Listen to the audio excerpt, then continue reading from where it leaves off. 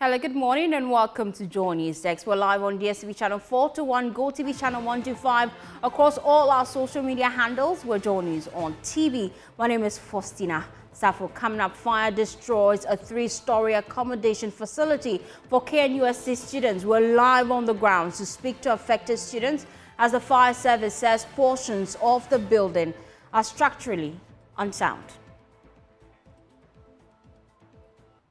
Also in this bulletin, Ministry of Health dispute claims that it paid $34.9 million to Service Auto Group Ghana Limited for the maintenance of 307 Mercedes-Benz Sprinter ambulances. We have details as the ministry clarifies only $10 million has been allocated for that contract. We also have business coming up. Take a seat, be my guest.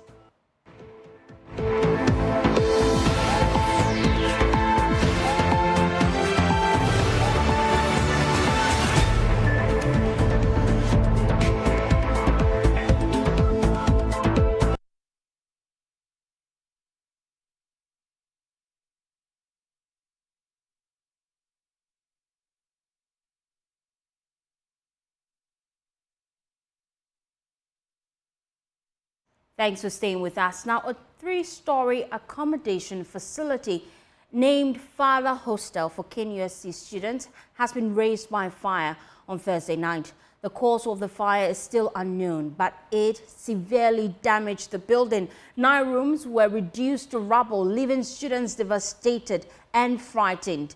Although no injuries were reported, 9 students lost all their belongings and have no place to stay. The fire began in one room and quickly spread, consuming valuables in minutes.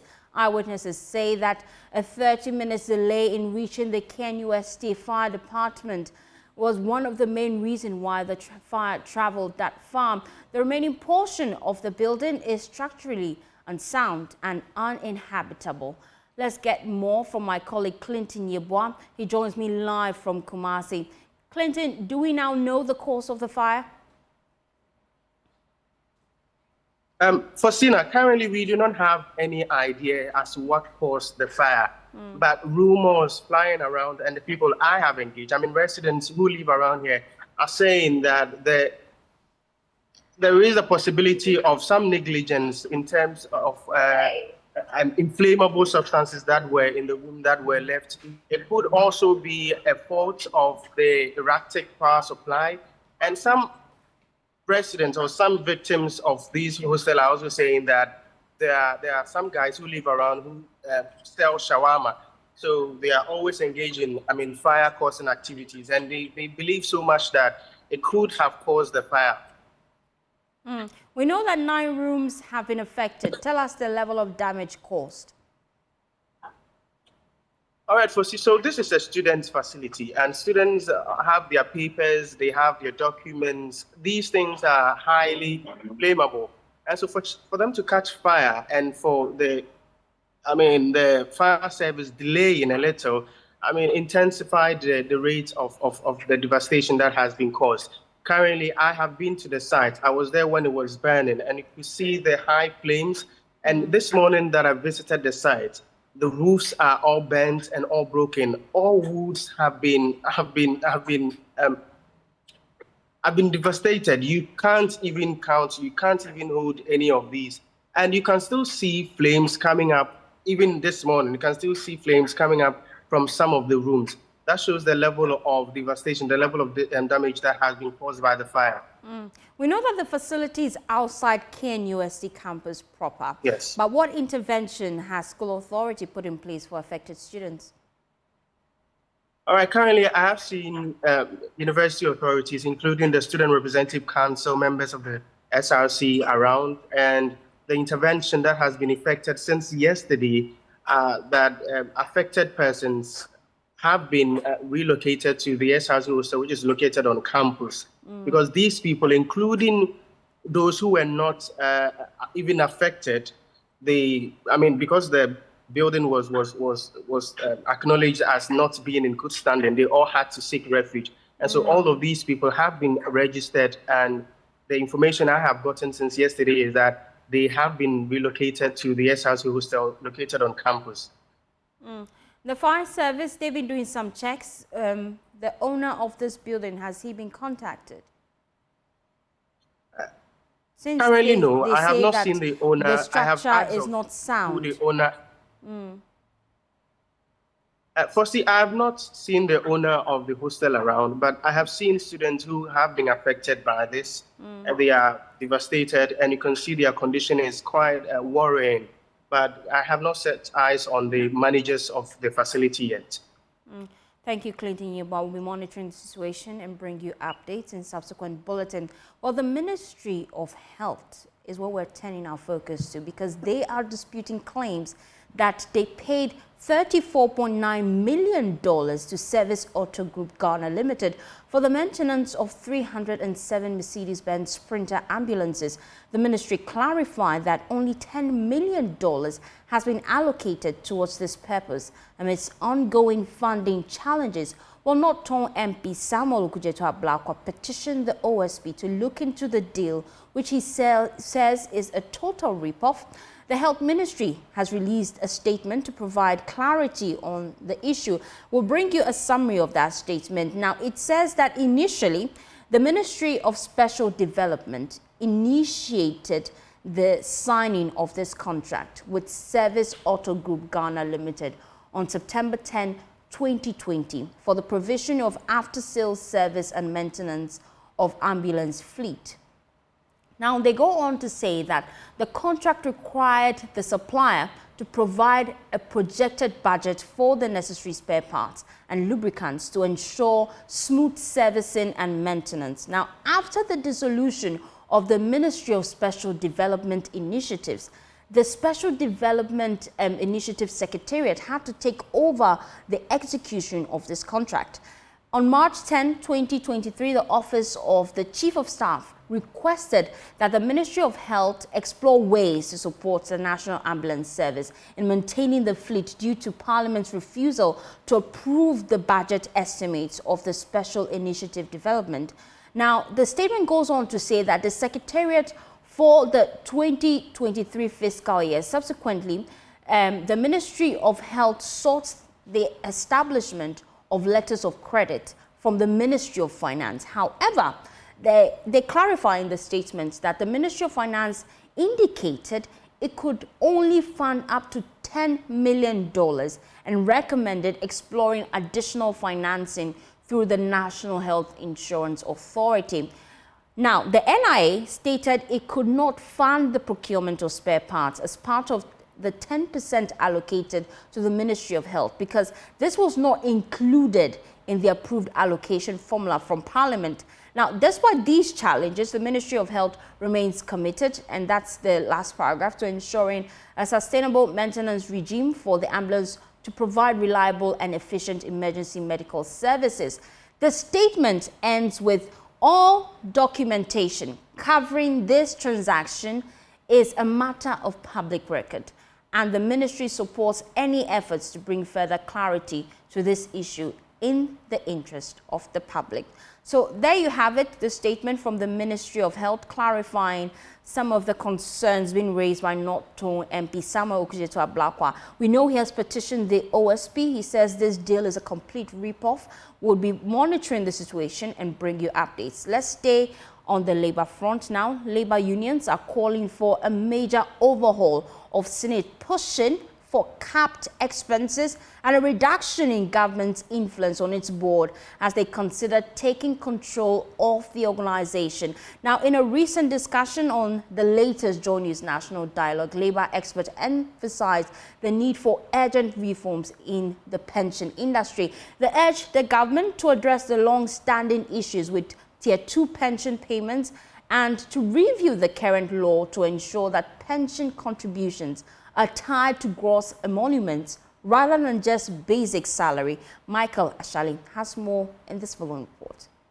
SNIT's decision to sell over half of its shares in 4 hotels sparked controversy, leading to massive worker protest against the deal tied to the Minister of Agric. After months of dispute, SNIT cancelled the sale under pressure. Many now see SNIT as a sinking ship in urgent need of reform to secure pension funds. Speaking on the Joy News Thought Leadership Program, the General Secretary of the Public Services Workers Union of TUC, Bernard Ejay, stated that the current benefits are inadequate and unsatisfactory. I mean, we are very much concerned because the truth is that majority of pensioners from the public sector, especially those with Public Services Workers Union, are receiving very low pensions. The consensus around the table was same. SNIT has failed with its mandate. Dr. Kwabena Nyako Otu is the Director of Research at TUC. They have not lived up to our expectations if you focus on SNIT. For some of them, the main problem is the governance and politicization of SNIT. Because consistently we have seen that there are governance problems with SNIT. There are operational problems with SNIT. SNIT and its management of our pension resources have not been the best. And I don't need to elaborate. All the things we have known about SNIT over the last few years illustrate clearly that pension fund management is a serious problem in this country. Independent researcher Abdullah Mashoud, who is the Executive Director of Africa Center for Pension Research, believes the problem is far worse. The Social Security in Ghana has gone through a number of phases. In fact, from independence in 1957, we have had 7 major legislative reforms as far as Social Security is concerned, including 3 amendments. Now, what has happened over the period is that we have the most recent one, which has to do with the implementation of the Act 760, that is the 3-tier pension system. A few years after the implementation, that is about 13 years after the implementation of the Act 766, I can confidently tell you that the objectives of the Act 760 or the reforms in 2008 has not been fully realized. And what were the objectives? The first objective was to enhance retirement income security to the Ghanaian pensioner when they retire, and also to set up uniform rules and regulations for the administration and payment of benefits in Ghana. Those were the 2 objectives. And about 81% of employers who are employing between 1 to 30 employees are not paying Social Security contributions under Tier 2. And that is as a result of, issues with enforcement of compliance. Again, if you take a look at Ghana Statistical Service data, what we are finding is that even within the formal sector, we are finding that about 26% of those who work in the formal sector, mostly in private establishments, are not covered by the basic national social security system, let alone Tier 2.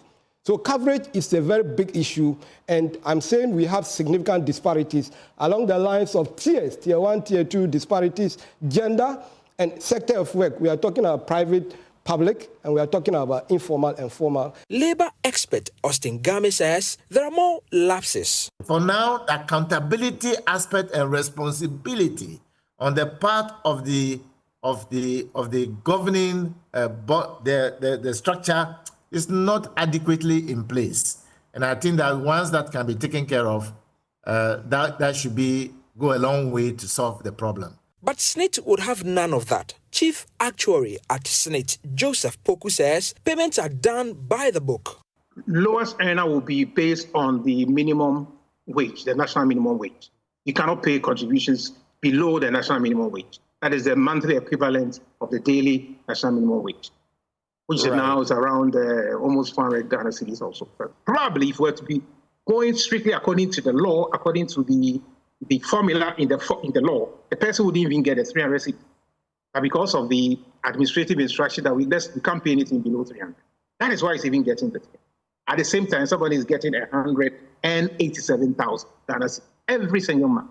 And in January, coming January, this person getting 187 is most likely you get over 200,000 a month. He also says they are working to rope in more contributors. We have embarked on this program, and somebody mentioned it, the Self-Employment Enrollment Drive initiative started last year. As at the time, we had about around 14,000 people who had signed up. And as we speak, about 2 weeks ago, when I checked the data, we had over 100,000 now. So multiple folds. So that's the way we feel that it should go, because that is the fuel for the scheme. The panelists believe that there must be major reforms in the pensions industry to bring it back on track. It's important that we strategically as organized labor, also look at going into the future, representation on any kind of board when it comes to these investments, prepare our people well, follow up on them, engage them, get them expert advice so that they can do their work well. One important thing is also about the unification of pensions. It is not the best. You know, when the pension reforms came into being, it was only the army that was exempted. As we speak, all the security forces have gone into captivity. So where is the unification of pensions here? Right. Meanwhile, we know they are not contributing a penny to their pensions. But at the end of the day, the benefits they have in terms of lump sum is way more than those of us who are contributing to our pensions. And it becomes even worse when the single spine salary structure has also not lived up to expectations. Exactly. So you lose from both ends. Exactly. So we must ensure that if it's going to be the pension reforms that have come into place since 2010, tier 1, tier 2, tier 3, every worker should be put in here.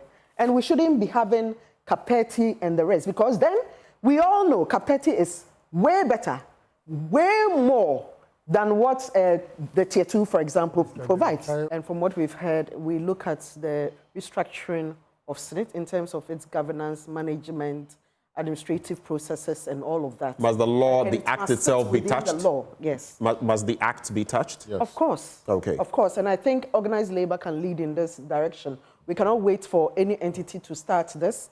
And that is why, personally, I'm happy our technical committee has started working. I'm sure this is going to be one of the recommendations they are going to make, and we are going to take it up seriously and work towards it. We have to look at the pension redistribution policy. I have always had the view that the way Senate is indexing pensions, I think it's about time we look at it. We need to reform it a little bit to reflect fully the principle of solidarity. You have a pension payroll where 7% of those rich pensioners in the upper bound control about 32%. Whereas we have... what percentage did you mention? So the top tier? 7%. 7% control over 30%. Over 30% in the upper bound. Whereas we have 68% in the lower bound, controlling just 37%. It is just telling us that there is something wrong with the way we redistribute pensions. Now, if you look, there's a cap on the second tier and third tier management in terms of expenses or expenditure in managing the funds. Whereas if you look at SNIT expenditure, and in your introduction, you did mention some figures, there seem not to be a cap. And SNIT expenditure, we believe most of the funds, instead of going either into investment or accruing to the benefit of the members, is going into the management of the fund. Although the labor unions, as the largest contributors to SNIT, are calling for the reduced government influence on the board, Dr. Kwabena Nyako is advising them to proceed with caution. You have the head of the board being a journalist.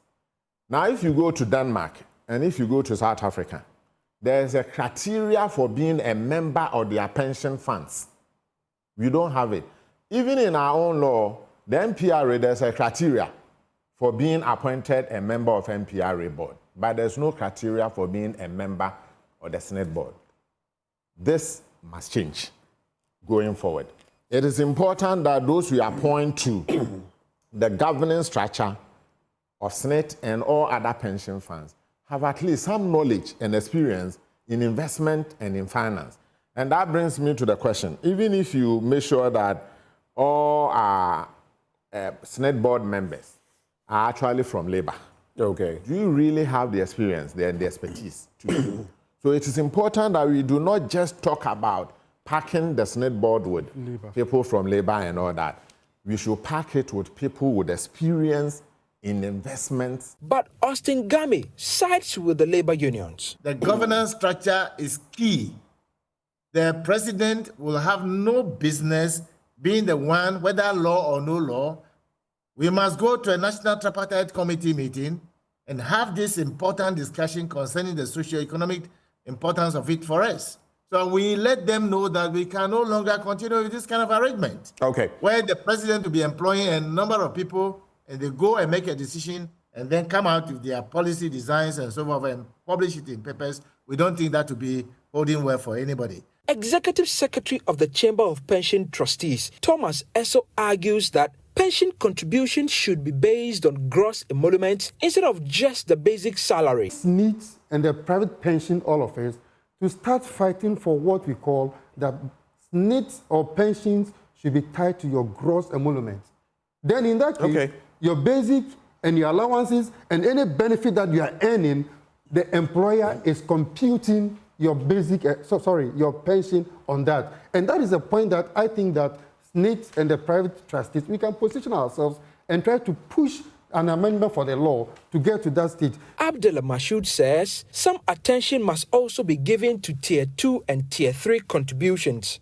Countries that have adopted the multi-tier pension system who have been successful, what they sought to do is to get an excellent connectivity between the various tiers. And that is what we have not been able to do. We have had, a very serious disconnect between Tier 1 and Tier 2, operationally and systemically. What I would say is that we need to look, stakeholders will need to look at improving the regulation and administration of the Tier 2 schemes. That is very, very important. You know, we are looking at a 3-tier pension system. And if we go and we are just looking at Tier 1, without really focusing on what is happening at Tier 2, or we focus on Tier 2 and not looking at what is happening at the Tier 1, at the end of the day, we are not going to meet the overall objectives. It is important we look at it as a whole. Well, the chairman of the National Peace Council, Reverend Dr. Ernest Edu-Gyamfi, has asserted that even though the 2020 general elections were largely peaceful, the Peace Council still has concerns when the nation experiences pockets of unrest, reckless utterances, among others. Now, he said the violence that characterized the election in some constituency would continue to be a dent on the image of the country. Reverend Dr. Edu-Gyamfi said this when the 2024 dialogue series took place in Tamale. This is the second after a similar one was held ahead of the 2020 elections. The series, organized by the Peace Council, seeks to foster unity and to contribute in ensuring peaceful and credible elections. Dr. Edu-Gyamfi said, to move beyond our collective pain to a place of healing, the National Peace Council engaged people who were affected in the elections. The National Peace Council engaged stakeholders in the 5 constituencies where the unfortunate loss of lives occurred, namely Ewutu Senya, Odododiodio, Ablekuma Central, Techiman South, and Savulugu. The lessons learned and the recommendations from these engagements were documented to serve as building blocks for a 3-day national dialogue that took place from 29th June to the 1st of July 2021 in Adan. The national dialogue developed a roadmap that sought to counter election-related violence and strengthen processes to building a greater cohesion, political tolerance, and nation building. One of the recommendations from the national dialogue was to institute a platform for inter-party dialogue for regular consensus building. The Peace Council is happy to report that since January 2023, that goal has been achieved. The Peace Council chairperson said democracies around the world are under attack, adding that not even the champions of democracy have been spared. Looking at events around the world, it appears democracies across the globe are under attack, to the extent that the champions of democracy, the United States of America, has not even been spared. Election, which in many democracies is accepted as the mechanism for choosing leaders for states, have now become a ground for violence. Deputy Special Representative of the Secretary General for West Africa and the Sahel, Ms. Berry Freeman, said social media had the potential of triggering violence if people use it wrongly. This year's elections, the 9th since 1992, will again test the resilience of Ghana's democratic process. Misinformation and disinformation that spreads all too quickly on social media, youth's disenchantment with politics, socioeconomic hardship, and a rise in inflammatory statements and hate speech. These are all factors that could unleash negative passions and trigger violence during the electoral period. The Northern Regional Minister, Shani Alhassan Shaibu, said instability in neighboring countries should remind Ghanaians to opt for peace. Instability in neighboring countries reminds us of the importance of conflict prevention. Ghana's discovery of oil, the challenge of illegal mining, and the potential for resource-related conflicts further emphasizes the need for proactive measures to maintain peace.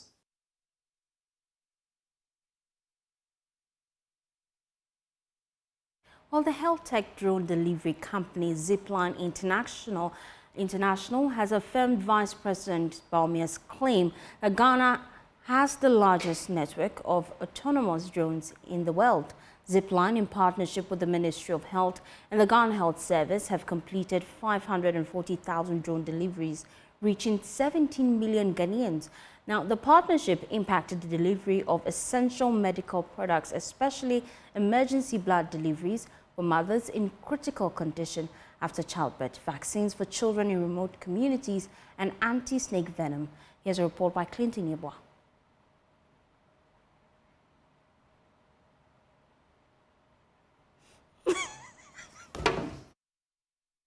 Characterized by untimely service delivery, lack of logistics, and essential healthcare medications. In 2019, the Ministry of Health and Ghana Health Service sought to mitigate the situation by partnering with Zipline and Gavi for on-demand instant aerial delivery of medications to Ghana's existing logistics system. The partnering has extended the country's cold chain, allowing for on-demand deliveries and reducing missed opportunities for essential medication delivery. Vice President Dr. Mahamudu Bawumia recently highlighted the transformative impact of the medical drone delivery system. Vice President for Zipline International Africa, Daniel Amabli, says Zipline drone services have bridged the gaps in healthcare and quality education delivery.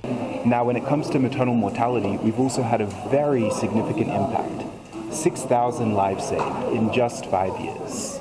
And so the future is very bright, and we're very excited for what comes next. We have also started a pilot program delivering poultry vaccines. And so there's many applications for Zipline's technology within the agriculture sector, within animal health. We're also exploring the potential for Zipline drones to play a much larger role in cash crop farming. So there's many use cases that we see as incredibly important for the future of the country. And so we think that there's much more we could do by building an additional 2 distribution centers that would bring our population coverage near 100% outside of metropolitan areas. Mr. Amabli was speaking at the launch of a report on the impact of Zipline's services for over the past 5 years. Zipline Ghana distributes vaccines, blood and blood products, essential medicines and diagnostic specimens to over 3,500 health facilities.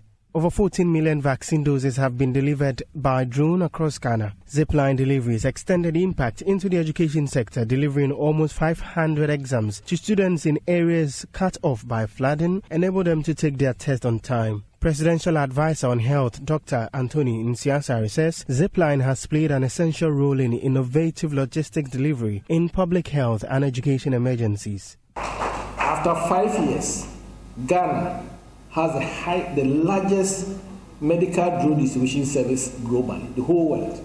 Everybody is looking at us. And I'll tell you more stories about that. Our journey with Zipline is a clear example of how public-private partnerships can transform healthcare delivery across a nation.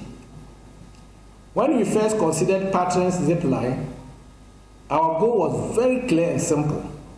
Our goal and vision was to ensure that every corner of this country could access life-saving medical supplies swiftly, irrespective of geographical location. Zipline delivery of West African Examination Council Basic Examination Certificate materials to annual fee in the Sechirafram place in Ashanti region in 2023 and 2024 BEC exams are also a significant positive impact on local students and their families. Reporting for Joy News, my name is Clinton Yeboah. In an effort to enhance the visibility of Reed Church School, which shares its compound with the Accra Reed Church, the class of 1999 has donated a new signpost posted at the school's gate. This signpost will make the school easily identifiable. There's more in this report. Director of Evodia Foundation, Lordina Sewa Boache, says their core mandate is to support the vulnerable in society, especially women and children. She highlighted the item donated to the Menchia Government Hospital and urged the facility to make good use of them. We unveil this in the name of the Father, the Son, and the Holy Spirit. Amen. Founded in 1957, the same year Ghana gained independence by the Accra Reed Church, the Reed Church School is renowned for its strong academic foundation and emphasis on character development through spiritual and extracurricular programs.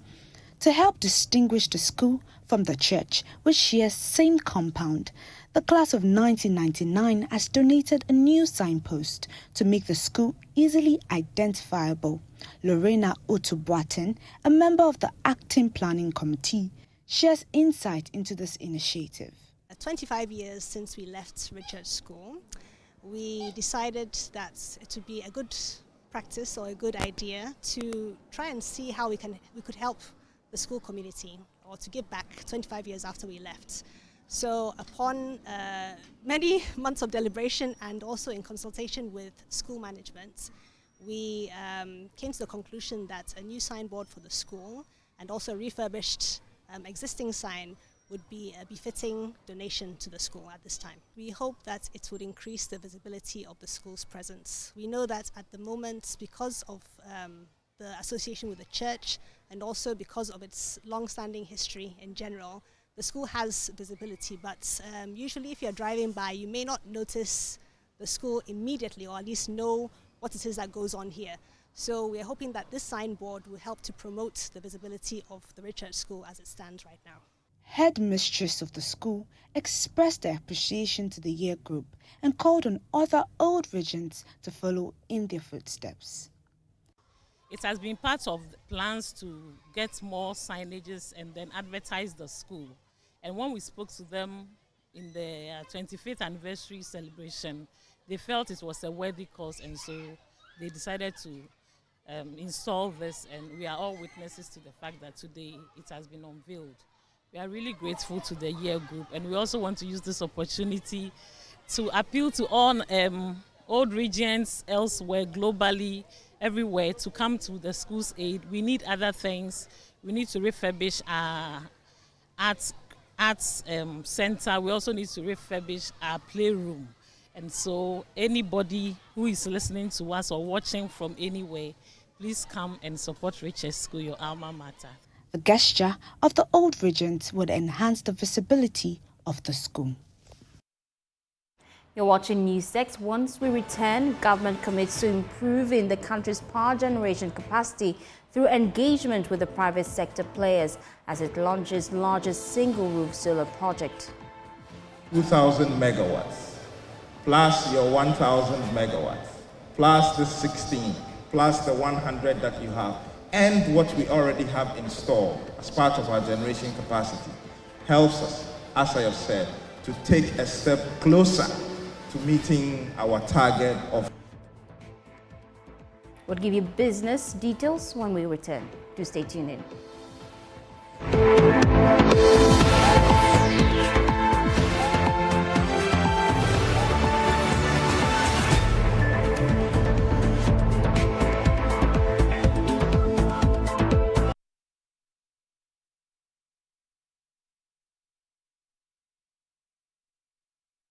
Get people's opinion. My name is Winston Taki, and now to our first business story. Minister of Energy Herbert Krapper says the government will improve the country's power generation capacity According to him, the government is putting in place key measures to foster collaborations and attract more foreign investors to expand investment to aid the government achieve its target of net zero emission by 2060. He was speaking at the launch of the largest single-route solar project at the Tema Free Zones Enclave. The solar project will be the largest solar plant in Africa and the second in the world, and would pave the way for companies to produce green products, a requirement to gain access to the European market. Once in use, it is projected that the solar system will annually produce 24,750 megawatts of clean, stable and sustainable electricity. Minister of Energy Herbert Crapper said the rooftop project was significant, explaining that it would increase the country's renewable energy stock to more than 200 megawatt installed capacity, representing 4.2%. The government is also very equally proud of you for that contribution.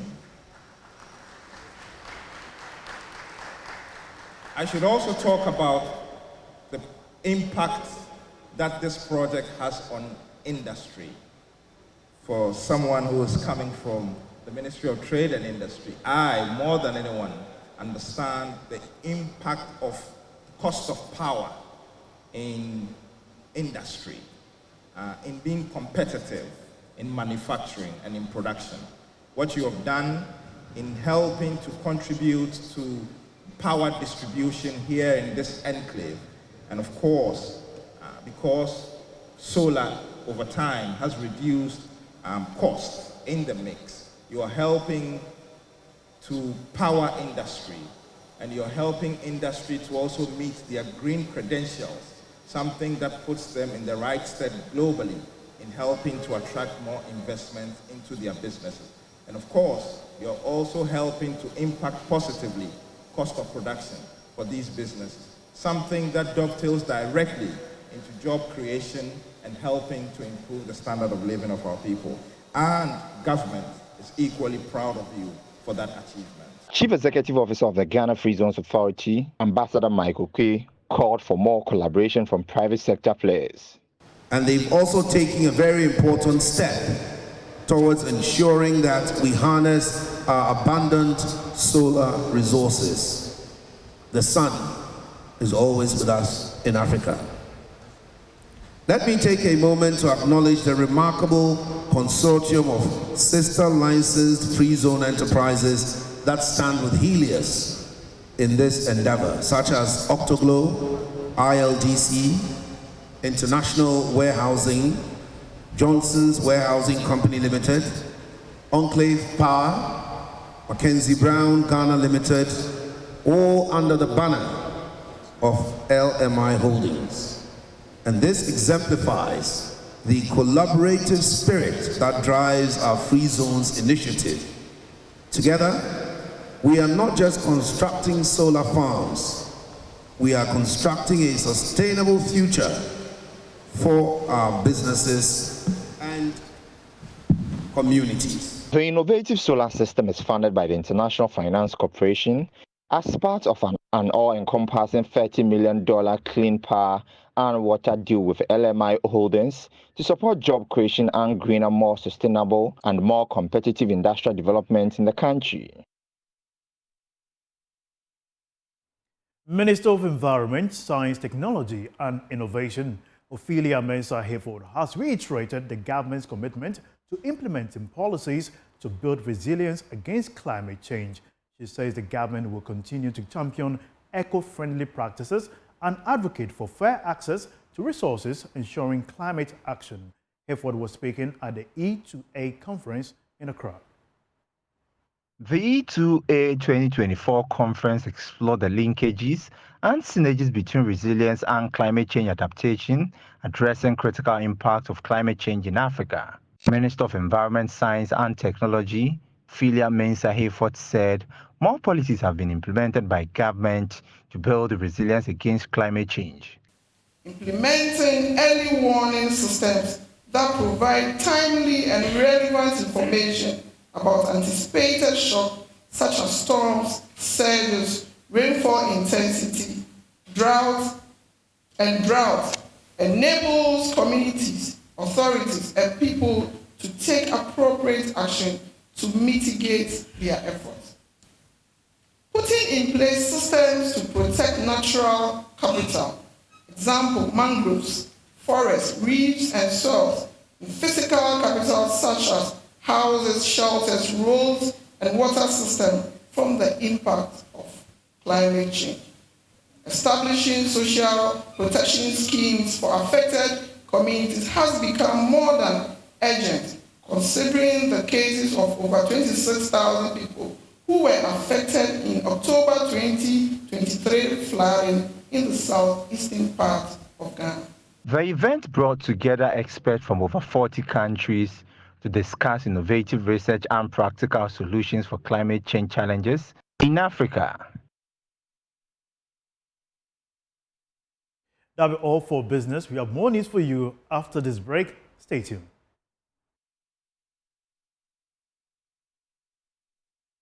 You're still watching NewsDesk. Before we leave, the CH Foundation, dedicated to improving educational infrastructure, has refurbished and handed over a newly renovated two-story classroom block at St. Maurice Catholic Junior High School in La, in the Greater Accra region.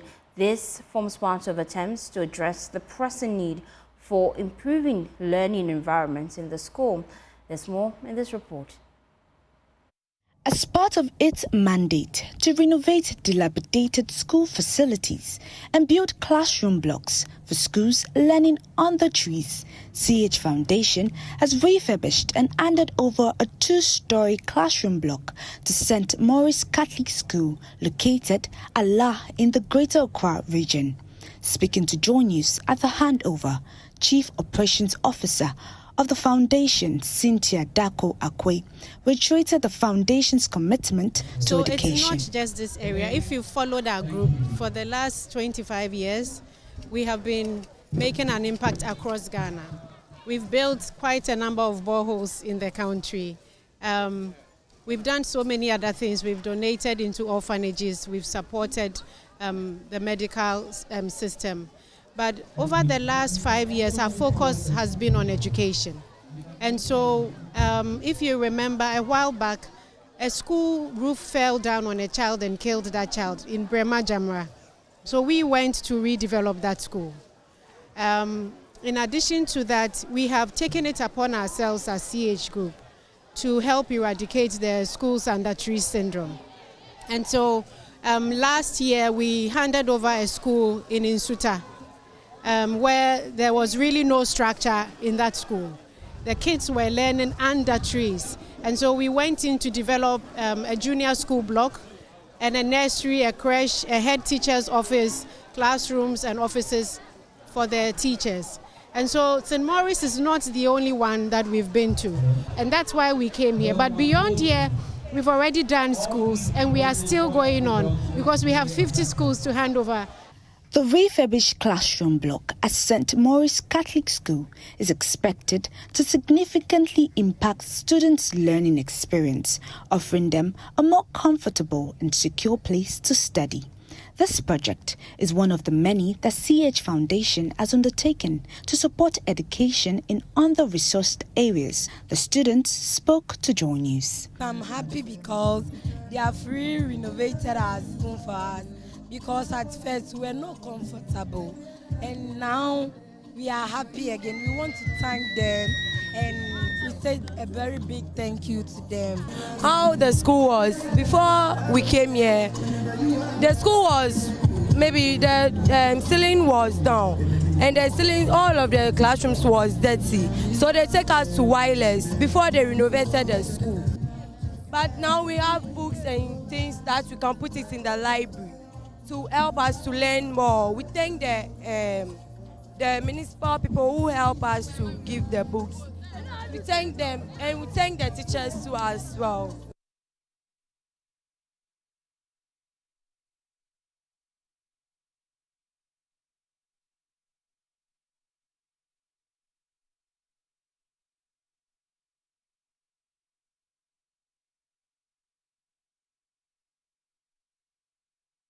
Well, Evodia Foundation, an NGO, has supported the Menchia Government Hospital with medical equipment and consumables to improve services at the pediatric unit.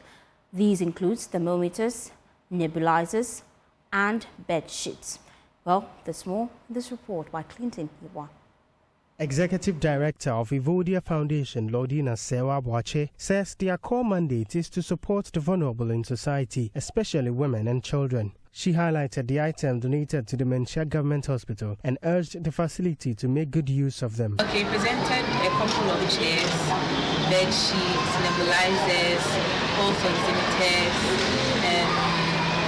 thermometers, and diapers, wipes, a whole lot of things. And then our main focus is to help the needy, especially women and children, because they are very, very vulnerable in society.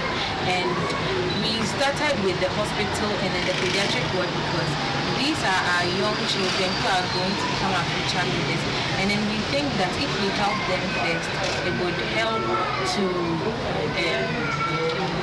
bring life into the society. Head of the pediatric unit at the Menchia Government Hospital, Aisha Abubakar, expressed gratitude to the foundation and called on other philanthropists to aid with other equipment such as pediatric monitor. These are things we need, especially the medical equipment, the nebulizers and those things. Children who cannot breathe. That is what we use in giving them the medication into their lungs. So we are very much grateful to them. So this will help us in taking care of our children. So we are very grateful to this. We want to get a pediatric monitor. That is children who are critically ill. That thing will help in at least saving them. So it's one of the things we even told them by Young Foundation. So if anybody coming to our end, we need pediatric monitor. That will help us. Reporting for Joy News, my name is Clinton Yeboah.